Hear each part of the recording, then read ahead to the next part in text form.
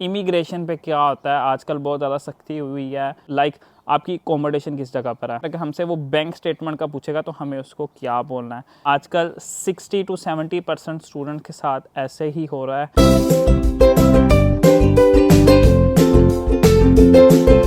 अस्सलाम वालेकुम everyone, welcome back to a new video. तो यार कैसे हो आप सब, उम्मीद करता हूँ सब खैरियत से हो गए, ठीक ठाक हो गए। तो यार बहुत सारे स्टूडेंट्स का मैसेज आ रहे थे कि अहमद भाई इमिग्रेशन पे क्या होता है, आजकल बहुत ज़्यादा सख्ती हुई है, तो आप हमें बताएं, क्योंकि एम्बेसी इंटरव्यू भी ले रही है, ठीक है। तो आप हमें बताएं कि अगर हमारा इंटरव्यू होता है, यानी कि इमिग्रेशन के ऊपर इंटरव्यू होता है, तो भाई हम उसको कैसे क्लियर करें। तो वीडियो शुरू करने से पहले ही मैं बता दूं कि भाई -4 में मैं बैठा हुआ हूँ, बहुत ठंडा है।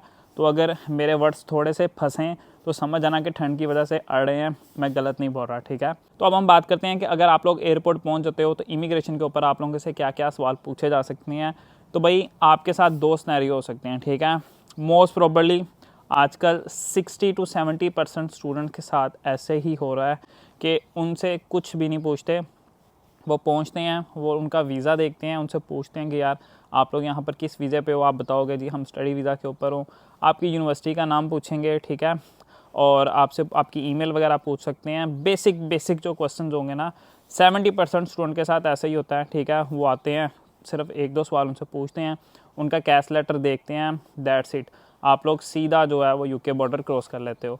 बाकी जो 30% बचते हैं, ठीक है, उन 30% में मैं भी ऐड होता हूँ, ठीक है। पहली बार जब मैं आया था तब भी मुझसे क्वेश्चनिंग हुई थी।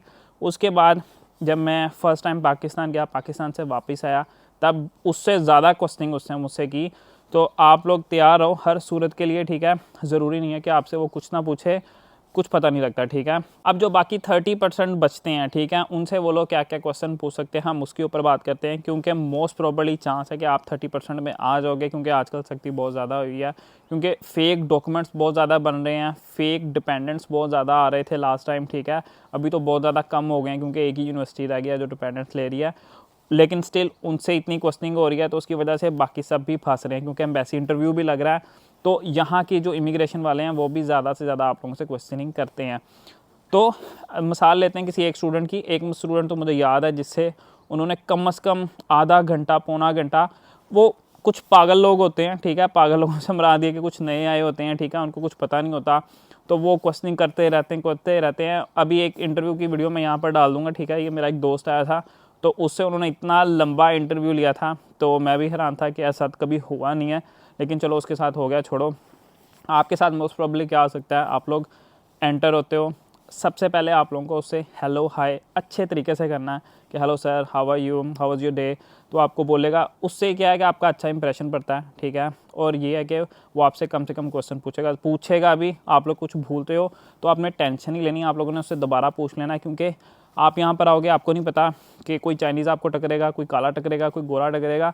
उन सब की जो लैंग्वेज, उनका जो एक्सेंट है ना, वो थोड़ा चेंज होता है, उस वजह से आपको थोड़ी सी मुश्किल हो सकती है समझने में भी।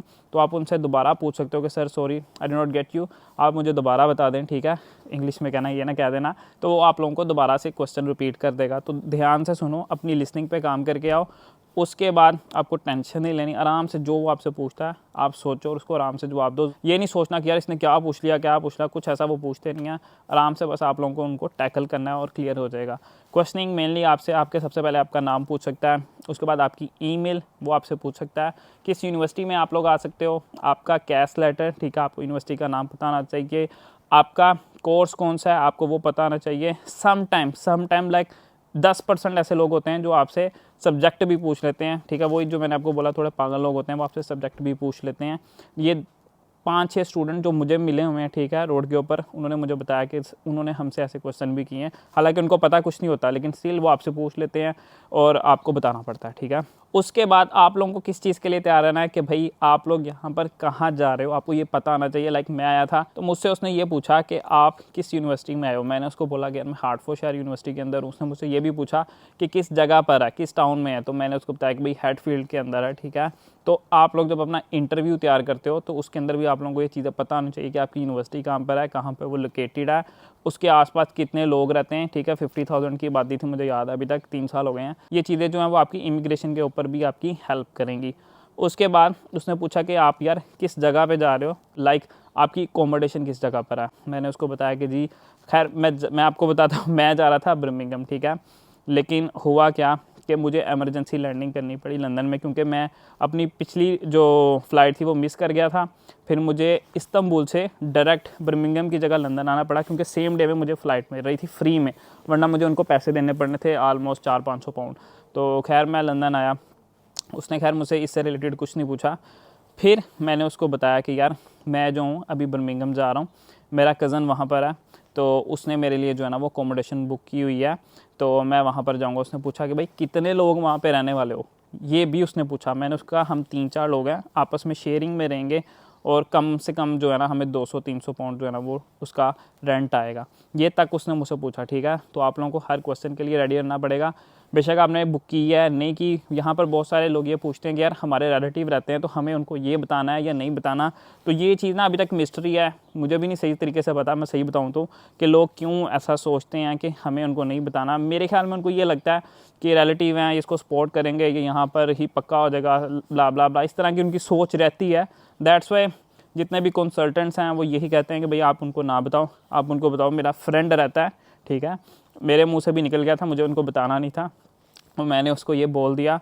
अब सीन ये है कि आपको भी ये नहीं कहना कि मेरा कोई रिलेटिव रहता है, आपको कि जी मेरा नेबर यहाँ पर आया हुआ है, ठीक है, उसने क्या किया, या मेरा क्लास फेलो यहाँ ऑलरेडी है, ठीक है, उसने मेरे लिए अकोमोडेशन बुक की है, या मैं उसके साथ रहने वाला हूँ और वही मुझे लेने आया हुआ है बाहर। वो आपको बाहर तक छोड़ने तो आएगा नहीं, बस आप एक बार एयरपोर्ट क्रॉस कर गए, उसके बाद जहाँ मर्जी जाओ, कोई आपसे कुछ नहीं पूछेगा। सबसे हार्ड जो आपसे क्वेश्चन पूछ सकता है वो ये है कि भाई बैंक स्टेटमेंट के रिलेटेड, ठीक है। बहुत सारे लोगों का मैसेज आता है कि यार अहमद भाई हमें ये बताओ कि अगर बैंक स्टेटमेंट हम लोग निकाल के आते हैं तो हम उसको क्या बताएंगे, क्या हमें वहाँ ऑन द स्पॉट उनको बैंक स्टेटमेंट दिखानी पड़ती है या नहीं।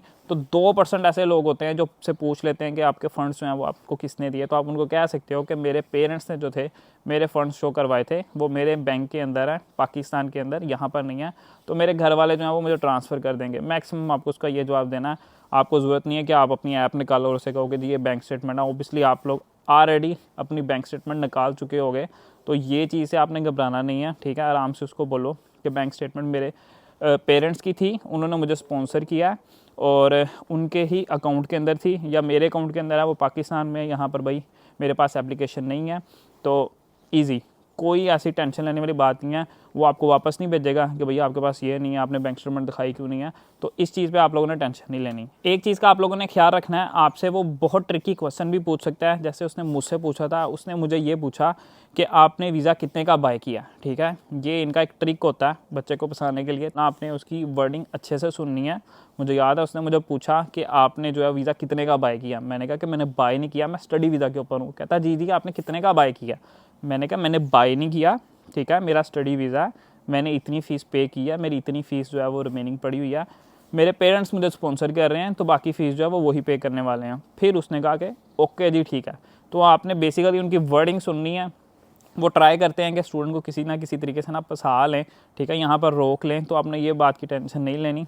बहुत सारे स्टूडेंट्स को साइड पे भी लगा लेते हैं कि भाई रुको पीछे आओ, और क्वेश्चनिंग करते हैं। तो टेंशन लेने वाली बात नहीं है। अगर आप लोगों की लिसनिंग अच्छी है, स्पीकिंग अच्छी है, तो आप इजीली क्रॉस कर दोगे। कोई मुश्किल चीज़ नहीं है। अगर आप लोगों ने यूनिवर्सिटी का इंटरव्यू खुद तैयार किया हुआ है, खुद तैयार किया है, ठीक है, किसी झूठे तरीके से उसको क्लियर नहीं किया हुआ या दिया ही नहीं है, जिसने दिया नहीं हुआ उसको तो बहुत मुश्किल होगी, ठीक है, क्योंकि उसको पता ही नहीं होगा कि भाई ओबियसली आप लोग जब इंटरव्यू देते हो अपनी यूनिवर्सिटी का, उसके अंदर ये सारी चीज़ें कवर होती हैं कि आपने कितनी फ़ीस दी है, आपने यूनिवर्सिटी कैसे सिलेक्ट की है, क्यों चूज़ की है, ब्ला ब्ला ब्ला। अगर आपने वो नहीं दिया फिर आपके लिए बहुत मुश्किल हो जाएगी। अगर आपने दिया हुआ है तो कोई मुश्किल वाली बात नहीं है। अपनी लिसनिंग और स्पीकिंग में बस थोड़ा सा काम करके आना, क्योंकि ऑन द स्पॉट आपको वो देना पड़ेगा। पहला गोरा आपको पूरी ज़िंदगी का मिलेगा और आपको वो थोड़ी सी मुश्किल हो सकती हैं सुनने में। तो बस इसके ऊपर काम करो, बाकी कोई मुश्किल काम नहीं है, ईजी होता है। तो चिल होके आओ। उम्मीद करता हूँ आज की वीडियो आप लोगों को अच्छी लगी होगी। वीडियो अच्छी लगी है, वीडियो को अंदर लाइक, चैनल बने हो तो चैनल को करना सब्सक्राइब। मिलते हैं इंशाल्लाह नेक्स्ट वीडियो में। अल्लाह हाफिज़।